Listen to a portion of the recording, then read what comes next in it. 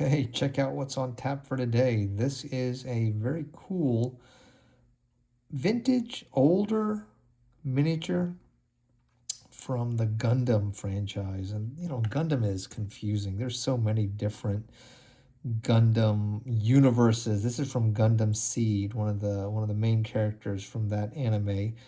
Athrun Zala or Athrun Zara. There are a lot of different pronunciations for this character, but a really unique, interesting, and complicated character, and one I'm excited to paint. This was, I think, from the 1990s. They released a couple of Gundam kits, and they included some pilots for each of the Gundams, and so this is one of them from that franchise. And I think I'm going to try to paint up a few of these because I have a few of these.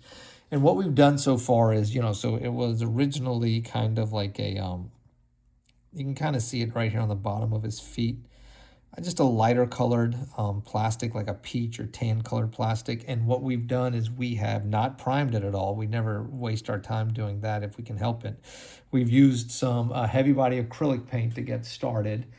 We've applied it and let it dry overnight. And then we are going to paint this character probably in his traditional colors. And so the traditional colors are kind of like a maroon on the uniform, black trim.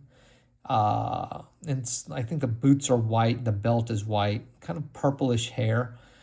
So just kind of a cool, unique character, and should be hopefully a fast paint job. Let's see. Let's kind of start getting into it.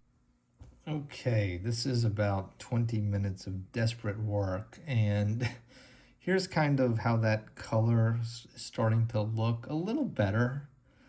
I mean, not great, I admit, but not terrible, maybe rescued a little bit. So, I mean, this is multiple layers of all kinds of reds and grays and dark colors.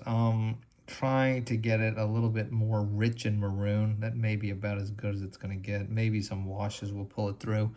I added some green gray to kind of where some of the black highlights were, and also where the white is. And then I reused a instead of white, I'm using a color called sky gray to pick out some of these little things. And you can see how it's basically white without being white. It just gets you a lot better coverage.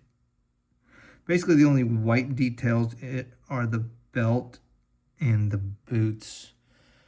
So not our best work this early on, but we're trying hard to fight to get this miniature back to where it needs to be. It's just funny, like I said earlier, how quickly it just goes off the rails. Just a couple of bad decisions at the beginning. They can be all salvage, but we're not. This is a fun miniature, we're just, it's just a PVC miniature. So it would be nice if we didn't have to strip this one and just completely start from zero. It's just, it's just something that's kind of like fun and on the shelf. I may not be able to do a lot better with this maroon color. I think what I'm going to do is try to do the face and the hands, see how that looks, maybe do the purple hair thing, and then see how we end up. This may be about as good as it's going to get. All right, this is like an hour and a half of just tearful work, but here's kind of where it is now. A lot of work on that maroon beige weird color that his outfit is, and it's a little lighter than it should be, but this is about as good as I could get it. It's going to take some drying time. The zoom is brutal, but when at 1x, it looks kind of nice. It looks kind of interesting and unique. You can tell who it is, just maybe like a different take on his classic uniform. But we're going to let this dry overnight and just see what it looks like. And I'll show you guys how it ends.